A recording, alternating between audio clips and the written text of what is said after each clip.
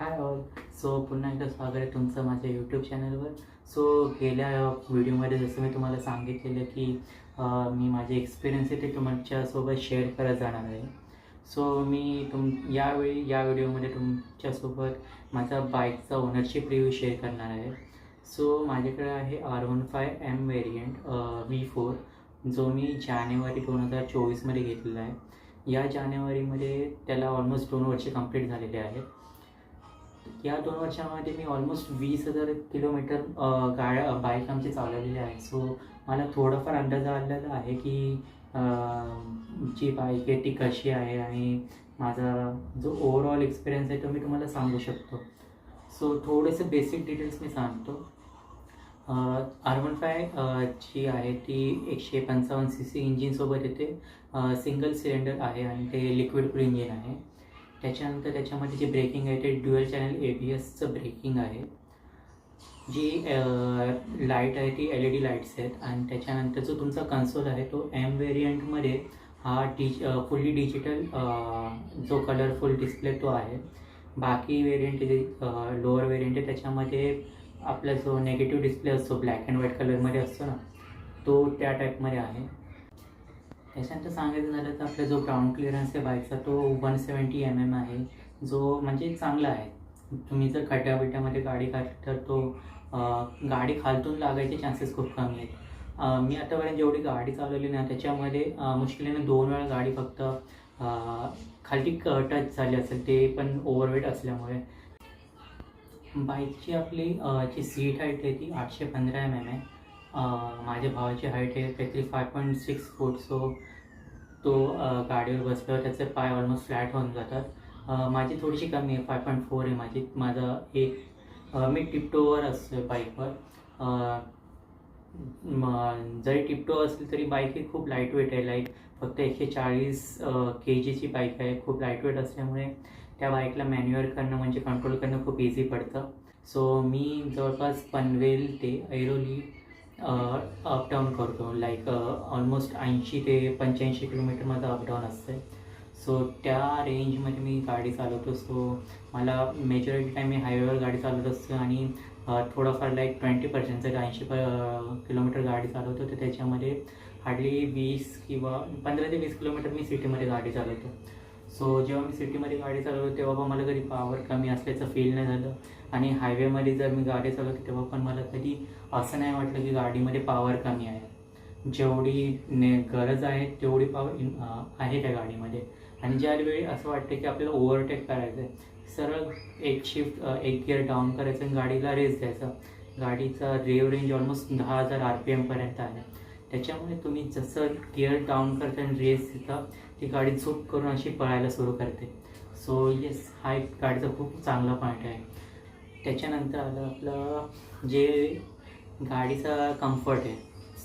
आता तुम्हाला माहिती आहे की R15M ही स्पोर्ट्स बाईक आहे आणि स्पोर्ट्स बाईकमध्ये पण तिचा जो पोझिशन आहे रायडरचा तो जरा अग्रेसिव्ह आहे. आणि त्यात माझी हाईट जरा कमी असल्यामुळे मला अजून थोडंसं लीन व्हायला लागतं. जेव्हा मी राईड करत असतो तेव्हा माझा ॲक्च्युली हा पार्ट आहे हाताचा, ह्याच्यामध्ये मुंग्या यायला सुरू होतात. थोडंसं रिस्ट पेन सुरू होतं. कधी आहे ना, तुम्हाला असं जोपर्यंत गाडीची सवय होत नाही आहे ना तोपर्यंत तुम्हाला तो त्रास होत राहणार आहे. तुम्हाला ही गोष्ट नेहमी लक्षात ठेवायची आहे की तुम्ही जेव्हा R15 चालवशील तर तुमच्या हातामध्ये थोडाफार का त्रास होणारच आहे. तर चला बोलूया गाडीच्या मायलेजबद्दल. आत्ता माझ्याकडे जी R15 आहे ती ऑलमोस्ट 48 ते 50 किलोमीटर पर लिटरच्या ॲव्हरेज मला देत आहे. त्याचं एक मेन कारण म्हणजे कसं आहे, जी मेजॉरिटी जी रायडिंग आहे ती हायवेवरच असते, पनवेल टू ऐरोली, ऐरोली टू पनवेल. त्याच्यामुळे मला चांगला मायलेज भेटतो. सिटीमध्ये माझा खूप कमी वेळ राईड करायचा असतो, त्याच्यामुळे मायलेजमध्ये मला जरा थोडासा चांगला फायदा होतो.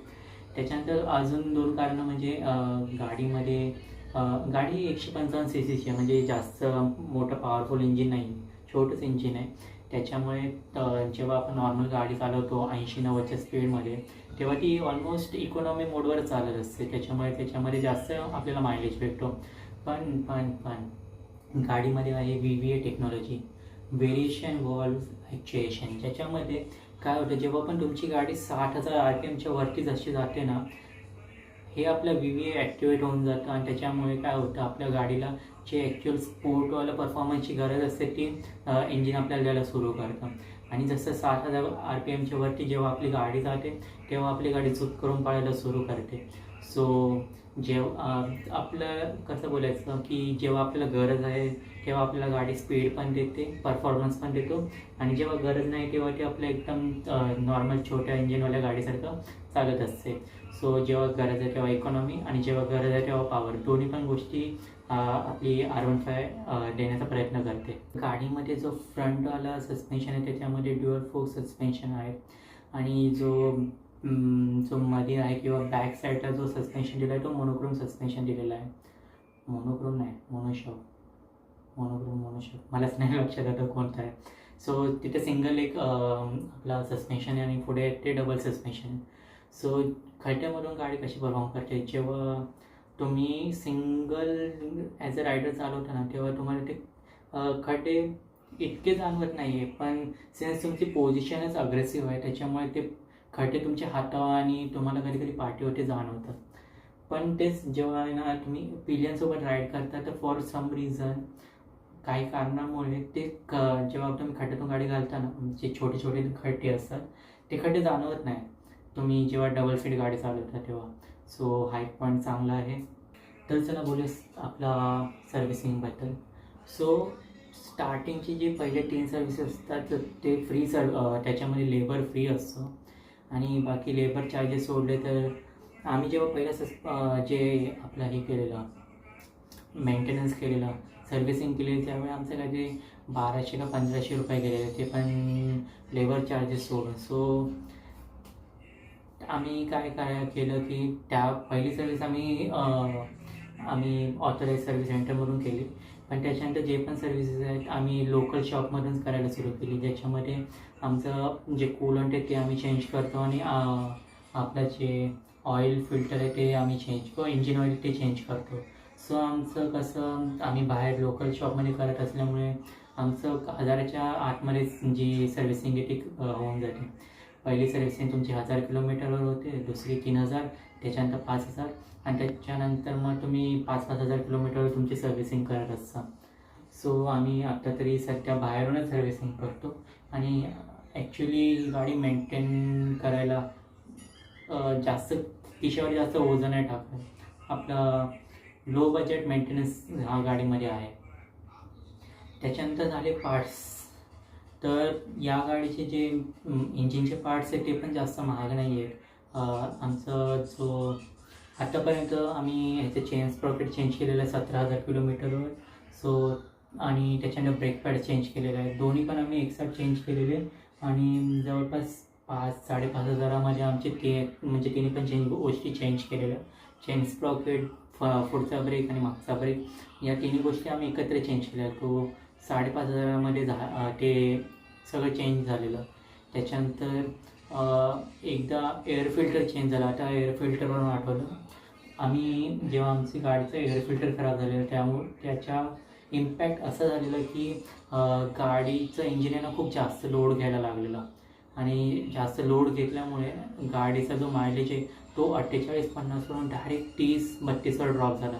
आणि आम्ही खूप स्वतः शॉक होतो, आम्हाला रिझन माहीत नसल्यामुळे आम्ही शॉक होतो की म्हणजे एवढं कसं ड्रॉप झालं. त्याच्यानंतर आम्ही जे लोकल शॉप आहे त्याच्याकडे गेलो, तर तिथे गेलं आम्हाला कळलं की एअर फिल्टर खराब झाला, आणि जसं आम्ही एअर फिल्टर चेंज केलं त्याच्यानंतर परत गाडी आपली आहे तशी 48-50 एव्हरेज द्यायला लागली. सो येस, तुमचं जर गाडी तुमच्याकडे जर R15 असेल आणि त्याचा जर मायलेज अचानक ड्रॉप झाला असेल तर तुम्ही एकदा हे चेक करा की त्याचा एअर फिल्टर बरोबर आहे का नाही, तो तुम्ही नक्की चेक करा. त्याच्यानंतर ब्लोअर, तुम्हाला जसं माहीत असेल की R15मध्ये लिक्विड कूल इंजिन आणि त्याच्यामध्ये एक ब्लोअर फॅन करून असतो, म्हणजे जेव्हा गाडी आहे ना 100 डिग्रीच्या वरती जाते तेव्हा गाडीमध्ये एक फॅन असतो ब्लोअर, तो ऑटोमॅटिकली ऑन होऊन जातो. सो जसं 100च्या वर जात आहे तो फॅन ऑन होतो आणि गाडी थंड व्हायला सुरू होते. तर आमच्या केसमध्ये असं झालं की मी कसं ऑफिसला जाताना आहे ना आपलं जे पाऊस असतो ना त्याच्या पावसामध्ये राईड करायचो. तर पावसामध्ये राईड करत असताना जे पण चिखल उडलेलं असायचं ना ते फॅनवर जमा होऊन असं झालं की तो चिखल सुकला आणि फॅन आमचा खराब झाला. तर त्याचा इफेक्ट असा लगेच झाला की फॅन खराब झाल्यामुळे मी पुढे राईड करू नाही शकलो, कारण गाडीचं इंजिन इतकं हीट होत होतं की ते इंजिन लॉक तर नाही होईल त्याची भीती सारखी असायची. सो जसं गाडीचा ब्लोअर खराब झाला तसा आम्ही तो ब्लोअर पण चेंज केला. तो ब्लोअर पण जास्त महाग नाही आहे, जवळपास 1500 ते 2000च्या मध्ये पण ब्लोअर आला आणि तो पण आम्ही म्हणजे चेंज केला. सो बोलायचा अर्थ एवढाच की जे गाडीचे जे नॉर्मल पार्ट्स आहेत इंजिन रिलेटेड ते जास्त महाग नाही आहेत, ते पॉकेट फ्रेंडली आहेत आणि ते तुम्ही खूप इझिली मेंटेन करू शकता, खूप इझिली चेंज करू शकता. बाईककडून आपल्याला जे हवं आहे ते सगळं मला भेटलं आहे. जे बाईककडून आपल्याला लुक्स पाहिजे ते भेटले. जेव्हा पण मी गाडी रस्त्यावर चालवतो तेव्हा लोक वळून वळून बघतात की कोणती बाईक आहे, कशी मस्त दिसते बाईक. त्याच्यानंतर आपलं जे मायलेज आहे ते खूप मस्त भेटतं. माझं जे ऑफिसचं ट्रॅव्हलिंग आहे ते मला इझी पडतं. बाकी मी ओव्हरऑल खुश आहे. गाडी बजेट फ्रेंडली, मेंटेनन्समध्ये पण खूप कमी खर्च असतो. आपले जे पार्ट्स आहेत ते पण खूप इझिली अवेलेबल होतात. होप सो तुम्हाला हा व्हिडिओ आवडला असेल. बघू आपण पुढच्या व्हिडिओमध्ये पण असंच काहीतरी नवीन टॉपिकवर बोलूया. आणि तुमच्याकडे पण R15 नाही R15 आहे तर त्याचे तुम्हाला तुमचा एक्सपिरियन्स कसा आहे त्या बाईकसोबत ते नक्की सांगा. किंवा दुसरी कोणती बाईक तुमच्याकडे आहे तर तुम्हाला ती कशी वाटते ती पण सांगा. So thank you all. भेटूया पुढच्या व्हिडिओमध्ये. बाई.